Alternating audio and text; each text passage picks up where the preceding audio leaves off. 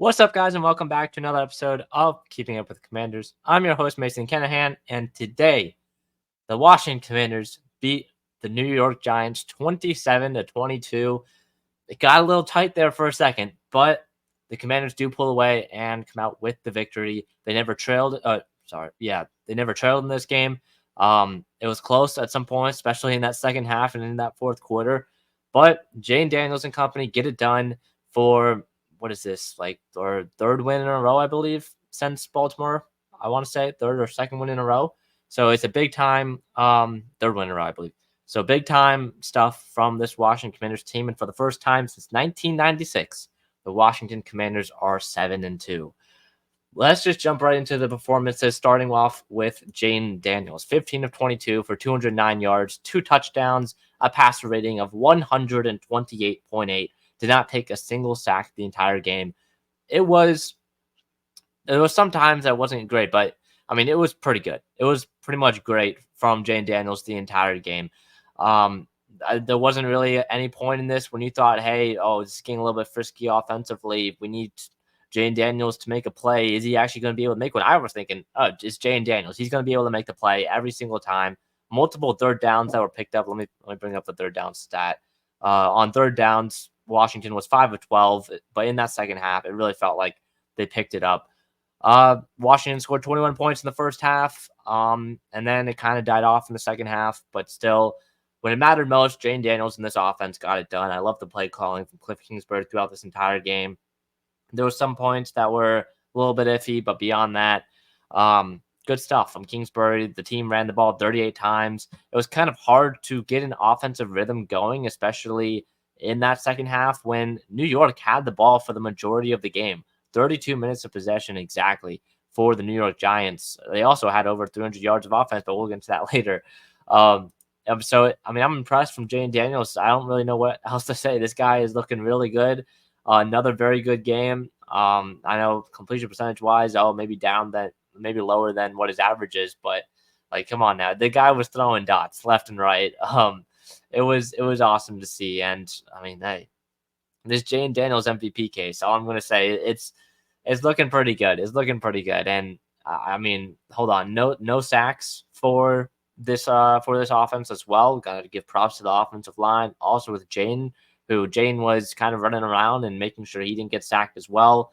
Jayden was only pressured 3 times this game, which is awesome to see because this offensive line, surprisingly, for me, and also for other people and kind of the majority of the population here, many people thought this Washington Commanders offensive line was not going to be good this season, including myself. I did not expect good things out of this offensive line. I know it somewhat got rebuilt, especially on that interior.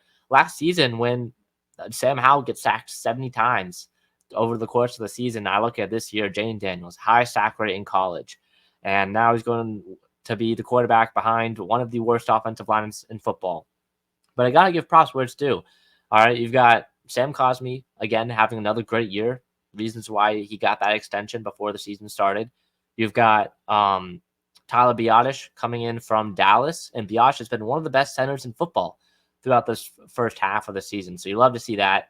Nick Allegretti has been a pretty good surprise. He's been solid throughout this entire season.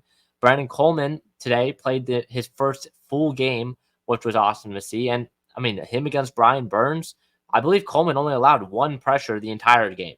So that's just, I mean, the offensive line so far this season has been quite a surprise, and I'd love to see it. 3 pressures total on Jayden Daniels throughout this entire game. I believe Coleman allowed 1, Wiley allowed 1. Was it Cosmi, I believe, who allowed 1, or Allegretti? One of those 2. But awesome. It was awesome from this offensive line. They gave Jayden Daniels pretty much all the time in the pocket he needed, and Jayden was also good at throwing the ball away when he was pressured, not trying to force things. When the team was up 14 and up 14 points, 2 touchdowns, it was like a 2nd and 8 or 2nd and 9. Don't try and force something there. Just get to third down, and especially in the red zone in that second half, like, you don't want to go for the touchdown and try and put this game away. There were multiple times in the red zone where Jayden just had to throw the ball away and make sure not to take a sack and give Austin Seibert a good looking field goal. And Seibert made both of them today as well. So Seibert still beyond 2 misses is perfect beyond 2 misses. So Yeah, it's been a pretty good showing from Jayden Daniels again. I mean, I don't know. Again, this is every week now. This is every week when I come here and I praise Jayden Daniels and his performance, and it's really cool to see Washington's franchise quarterback kind of develop under our own eyes. And over this first half of the season, you look back at the game against Tampa Bay when Todd Bowles really had Jayden Daniels' number for the majority of the game. Washington ended up losing it to Tampa, but now we've got 9 or 8 weeks later, and the Commanders are 7-2, and they've won 7 of their last 8, only lost to the Ravens, and they've kind of won each one of them in convincing fashion. Now this one was more on the defensive side of the ball, which I'll get to in a second, but offensively, especially with how Jayden Daniels performed, I really loved what I saw. So let's dive right into the offense more in depth than what the offense did today. Starting with the run game, 149 yards on the ground, 38 total carries. They also had a touchdown on the ground as well. Jayden Daniels had 8 carries for 35 yards. The guy was moving. His longest carry was 16 yards. Chris Rodriguez, 11 carries for 52. Austin Eckler, 11 carries for 42 and a touchdown. Jerry McNichols as well, 8 carries for 20. It was mostly Eckler and Rodriguez, surprisingly. It was mostly Eckler and Rodriguez that were the two kind of lead backs in this one. Again, no Brian Robinson going into this game. It was kind of up in the air, questionable. Seemed like momentum was leaning towards him being able to play, especially Saturday night. But then Dan Quinn and the team kind of had him out for a little bit of a workout pregame, decided he wasn't able to go, wanted to heal him up. Multiple injuries for Brian Robinson in the last few weeks. Robinson kind of dealing with some lingering stuff. I think it was the right decision ultimately. And at the end of the day, Washington still got the win, even though they only put up 27 points instead of their season average 32 or something crazy like that. So you like to see what happened, especially with this running game kind of stepping up. Chris Rodriguez, shout out to him. He went from a practice squad guy to a guy who's been kind of mainly been playing special teams this year after being one of the running backs in the rotation last year in Ron Rivera and Eric Bieniemy's offense. And now here 11 carries for 52, averaged almost 5 yards per carry for Rodriguez, who got a lot of carries, especially towards the end of the game when Washington was trying to run out the clock, especially in some key second and third down scenarios. I believe he had the ball as the game clinching first down, I believe as well was him. So good stuff from Chris Rodriguez, a guy who, I mean, this was really his first game having action on offense when all of last season, especially towards the second half of the season, Eric Bieniemy used him a lot in that offense. So he's kind of had more of a limited role ever since Jerry McNichols kind of broke out, plus Dan Quinn and Cliff Kingsbury kind of came here. But man, I mean, he got his number called today, number 23, and he got things done. Almost 5 yards per carry for him. Austin Eckler, very good performance both from him on the ground and through the air. Had a total of 83 yards, 11 carries, 3 catches. On 4 targets as well, and the touchdown, the rushing touchdown. So it was a big game from Austin Eckler, especially since, of course, no Brian Robinson. He was going to have a much bigger role in this one. He had a pretty good catch on a 3rd and 9, I believe, where he kind of leaked out of the backfield towards the left side. It was on a 3rd and 9. Washington was driving. They're trying to ice the game. They needed this one. Jayden Daniels was under pressure. He kind of tosses it up to Austin Eckler wide open, makes the guy miss, gets the first down, plus gets like 20 plus yards as well. So it was a big game from Austin Eckler. The receiving room overall, 209 yards, like I mentioned, through the air that Jayden Daniels threw. Noah Brown, 5 catches for 60 on 6 targets. Olamide Zaccheaus, 2 catches for 48. He had a big one, too, a 42-yard catch. It was kind of like a short pass to the right side, made a couple guys miss, and he had a big game. I think it was maybe the left side, actually, but he had a big game as well. So a big game from Olamide Zaccheaus, only on 2 catches. Eckler had 3, like I mentioned. Dyami Brown with a big catch, I believe, on a 2nd down or 3rd down as well. 1 catch for 24 yards as well. That was his only target of the day. Terry McLaurin, now 2 catches for 19 yards. Doesn't sound wonderful, but both of those catches were the Commanders' first 2 touchdowns in this one, or not first 2. It was the first and the third. But it was a big game from Terry McLaurin. The throw from Jayden Daniels to Terry McLaurin, I believe it was 18 yards out or so, as the first half time expired. First off, it was set up by a big play from Dyami Brown. So shout out to De'Ami Brown. But then very next play, a beautifully thrown ball from Jayden Daniels to Terry McLaurin. He was going up against Deonte Banks. You know, the rivalry there between Deonte Banks and Washington Commanders fans over this past season, especially once Commanders fans started to realize, hey, Emmanuel Forbes was not this guy that maybe some people made him out to be. And Washington fans realizing they passed up on a guy like Deonte Banks, who had some pretty good games last year against Washington. And then Terry McLaurin mossing Deonte Banks and catching a contested pass against him. That was pretty cool to see. So good stuff from Terry McLaurin. Ben Sinnott had a catch as well. One catch for 12 yards for him. I believe that's his second catch on the season. His first being a touchdown last week or 2 weeks ago. So second catch for Ben Sinnott on the year. Like one catch for 5 yards for Zach Ertz as well. So, I mean, look, 1, 2, 3, 4, 5, 6, 7 different receivers with a catch from Jayden Daniels in this one. Daniels kind of targeting a bunch of different guys. It's kind of been a common theme over the last few weeks. And I mean, it's been a big part of Washington's offensive success, targeting a bunch of different people in a variety of ways. And once more, they did it again. So, Commanders offense, I believe, let me find the exact number, 358 total yards of total offense, 5 of 12 on third down. So struggling a little bit there, but they had 11 first downs from penalties, which was pretty eye-opening to see, which I don't know if that makes sense because two. He had 2 first downs from penalties. Okay, I was reading that and I was like 11. That doesn't make sense because New York only had 2 penalties on them the entire game, or 4 or something. So only 2 first downs from penalties.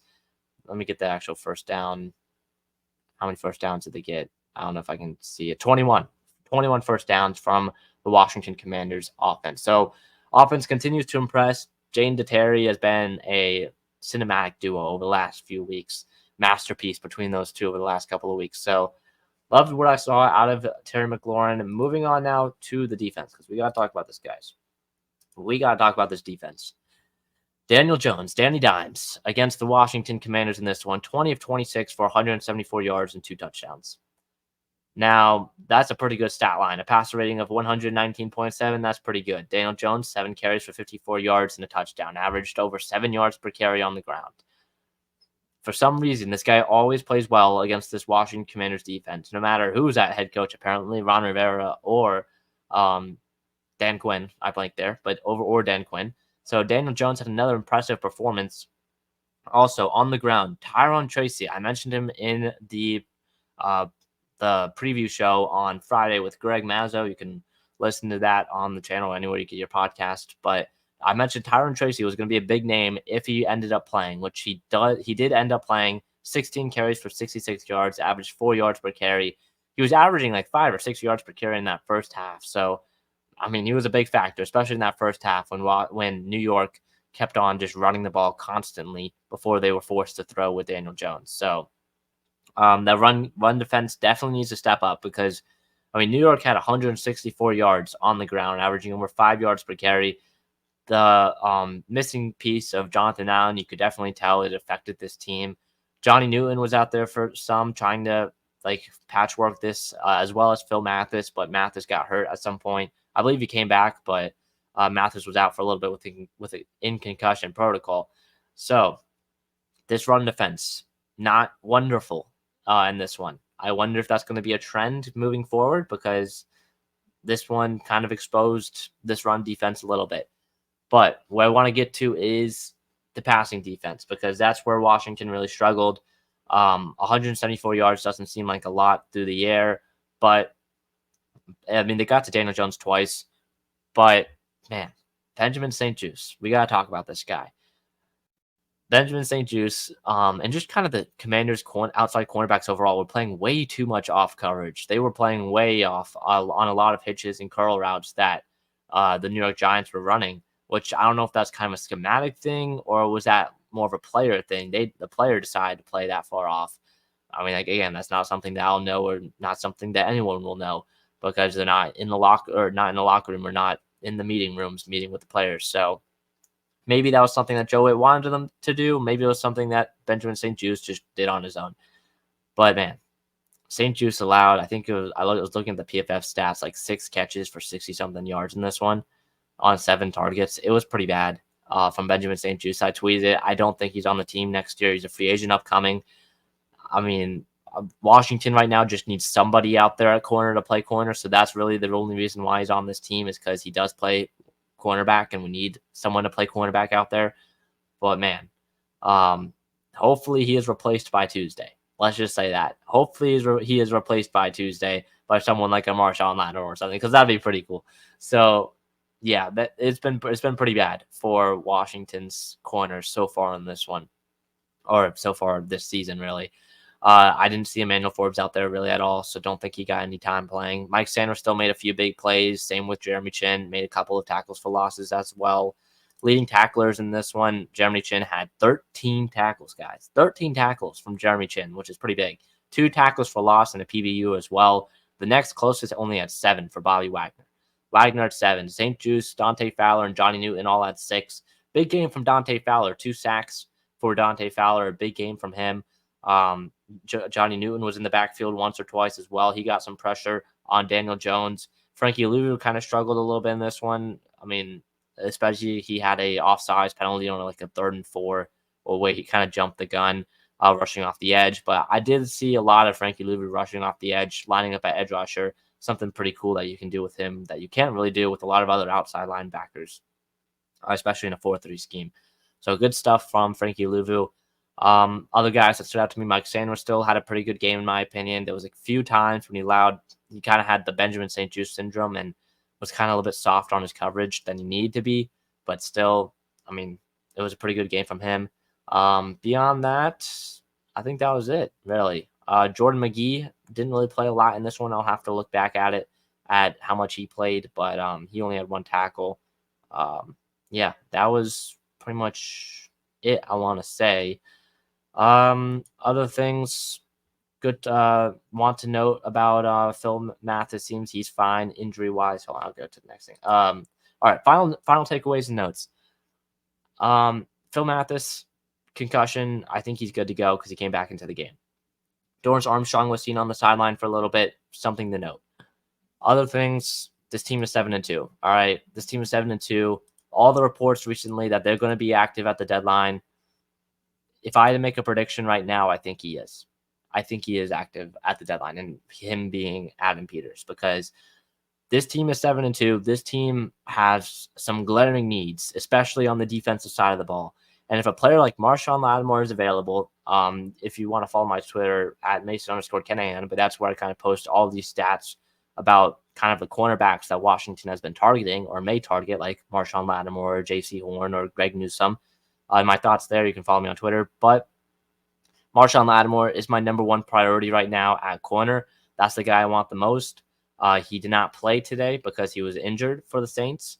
But, I mean, again, he's kind of like a week-to-week guy. So he should, like, if he gets traded, he probably will play next week. So something to note for Washington. I think Lattimore could be someone they could potentially trade for, especially if the Saints go on a fire sale and they sell off a bunch of people, because they are desperately in need of some cap space right now, because they're, I believe, $75 million over the cap next year. And also they just lost their 8th straight game or 7th straight game in a row, and they just lost to the Carolina Panthers. So hopefully they go and start trading some people over there. Also, what else? I think that was one guy wanted to trade for. J.C. Horn maybe could potentially be a guy reuniting with Frankie Louvu and Jeremy Chin in the secondary. Could be something interesting. But yeah, I do think Adam Peters is making calls. There have been reports about him making calls, reports that players want to come to Washington now, which was pretty crazy to see. But yeah, that was I'm excited. I'm excited for the trade deadline. And I'm also excited for the trade deadline because my announcement I mentioned on Friday. I'll be having the trade deadline special this year, Tuesday at 3 p.m. from 3 p.m. to 4 p.m. I'll be going live on the YouTube channel, Keeping Up with the Commanders, along with maybe my Twitter as well, if I can figure that out. So that will be something to keep an eye on. I'll be going live at 3 p.m. We're going to be reacting to all of the trades, not just the Washington ones, but kind of all of them that happen on Tuesday, because I feel like the deadline is going to be very busy. There are a lot of teams that are very bad, a lot of teams with only 2 wins right now. and a lot of teams that could be potentially being buyers, like the Commanders or the Vikings, so or the Lions even, who need a pass rusher. So that'll be fun to do. I did it last year as well. I believe I did the year before as well. So last year's was pretty cool because I live reacted to Chase Young's trade, which was pretty interesting to see. Last time I was recording, John Dotson got traded as well when I was recording one time. So every time I go live or every time I'm recording something, usually the Commanders seem to make a move. Just saying, something may go down between the time of 3 p.m. Eastern and 4 p.m. when I go live, because Washington could be looking to make a move if it is for a cornerback or a defensive lineman or someone else. So that'll be it for this week's episode. A little bit of a quicker one because I got to get to some stuff. But yeah, Washington wins again, 7-2 on the year, 3-2 on the road, 27-22 over the New York Football Giants, who fall to 2-7 and still winless at home. That'll be it for this week's episode of Keeping Up with the Commanders. Go tune into the live on Tuesday at 3 p.m. That'll be it for this week's episode of Keeping Up with the Commanders. See you guys in the next one. Peace.